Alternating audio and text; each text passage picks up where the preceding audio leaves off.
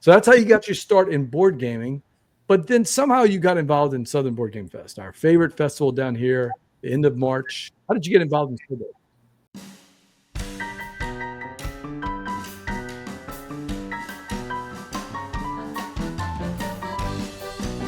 How did I get involved? Man, I brought Coalition there the first couple times I went. And I don't know who put me in touch with Jeremy Mons, but we I don't remember. I actually don't. That's so funny. I'm gonna have to go back. Yeah, there's a Steve post link. I'm gonna have to double check to see how that happened. But somehow you came that first time to actually demo the game because you were doing some play testing with it, right? Yeah. Yes. Yeah. And then Jeremy slowly got you into GeauxPub. I want to give you guys kudos. I thought that this GeauxPub it's always been popular, like, a lot of people there, but this time it was like an event. It felt like. So Steve's never been. Tell everybody, tell the chat crew, what is GeauxPub? So GeauxPub is the playtest section at our local convention, Sobo. I got to co-host it this year, which was really awesome. I was a little nervous about getting butts in seats. We had a lot of people sign up to playtest their prototypes this year, and we're a really small convention. What do we have this year? Like 250-ish people. 250,000. Yeah. I mean, when you count all the turnstiles over 3 days. Right. But I mean, I was looking at the number of like playtest sessions we had, and I was like, man, we're gonna need like 10% of people at the convention to just like play GeauxPub the whole time, and that's what ended up happening. Actually, yeah, our 7 GeauxPub tables stayed busy pretty much the whole time. I think Jeremy and I deserve only a little bit of the credit for that because we couldn't have done it without having such a good crowd there.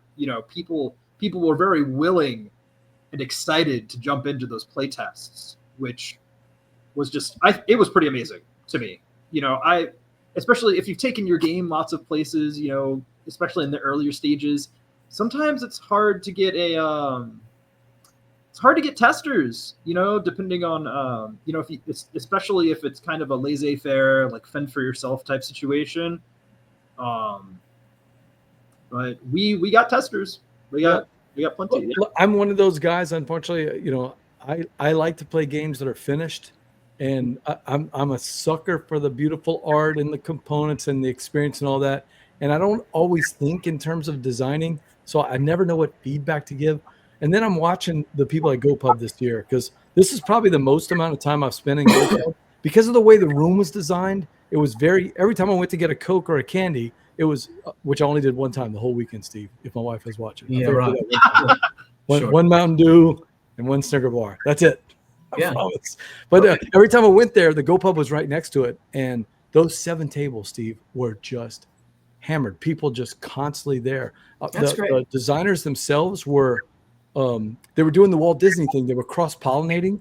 Like, it was so cool to see Woody testing his game with Sterling. They were doing the Playground Empires game. And then he'd skip 2 tables and he was with Mike playing the Pothole game or the New Orleans Parade game. And then there was Ren with his really cool looking Dune Imperium game in just like 20 card or 50 card form. He compiled the whole Dune game down to like 40 cards. I don't know how he did it, but he's there. And then you saw Carla and Nick just bouncing around from table to table from Weird Giraffes, either playing games or Nick's demoing one of their games and Carla's giving another designer feedback. It was impressive to see community. Didn't you think, Josh? It was like a little community of designers. It was awesome. It was awesome. People didn't need much encouragement to do that cross-pollinating. I was really glad to see that.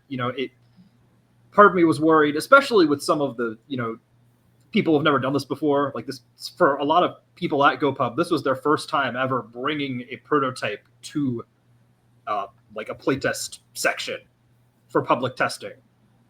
So it was really nice to see people cross-pollinating instead of like just kind of sitting at their own tables, twiddling their thumbs. I think everyone understood that we were really lucky to have this much energy around playtesting, and I think everyone wanted to pay it forward. And that's why I volunteered to help with GeauxPub is because I've been really lucky to have a good set of playtesters for Coalition. So I felt the need to pay it forward. Did you get the kind of feedback from the designers and from the playtesters where you feel like you could do the old roses and thorns? We used to call it roses and thorns on our hikes and campouts. You know, the things that went really well and the things that maybe you could improve on. Are you talking about like on a game by game basis? You're talking about no, just GeauxPub in general. It's, you know. Yeah. We talked to a few people. We didn't have a survey or anything like that.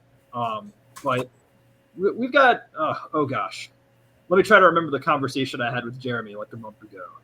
I think next year the main thing we're gonna do is try to get all of our ducks in a row earlier, and also use tabletop.events to help us with the organization a little more. I think there's some functionality where we can kind of put some of that back on the participants instead of having to like plug everything in ourselves and like follow up and ask people questions, you know. I think that's the biggest thing for me that I think you know, we could do differently going forward. But in terms of like actual playtests and stuff. Okay, so good feedback. Yeah. Here's some feedback for you. Josh wrote a fiction novel in elementary school full of deep character development. Josh has been developing game in some way or other his whole life. This is why people tune into Gumbo. They want the tea to spill. Yeah. It must happen.